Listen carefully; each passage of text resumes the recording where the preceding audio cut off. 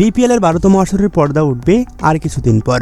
তবে এর মধ্যেই গত কয়েকদিন ধরে গুঞ্জন ছড়িয়ে পড়েছে চট্টগ্রাম রয়্যালস বিপিএল থেকে সরে যাচ্ছে। নানা জটিলতায় এবারের আসরে অংশগ্রহণ করছে না ফ্র্যাঞ্চাইজিটি, ফলে চট্টগ্রামের মালিকানা থাকবে বিসিবির হাতে। আবার কেউ কেউ ধরে নিয়েছিল চট্টগ্রাম বাদেই হতে পারে বিপিএল 2026 আসর।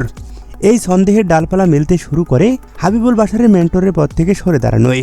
তবে সব রকমের গুঞ্জনকে উড়িয়ে দিয়ে চট্টগ্রাম রয়্যালসের মালিকপক্ষ জানিয়েছেন এমন কিছুই ঘটছে না, তারা আসন্ন বিপিএলে অংশগ্রহণ করছেন।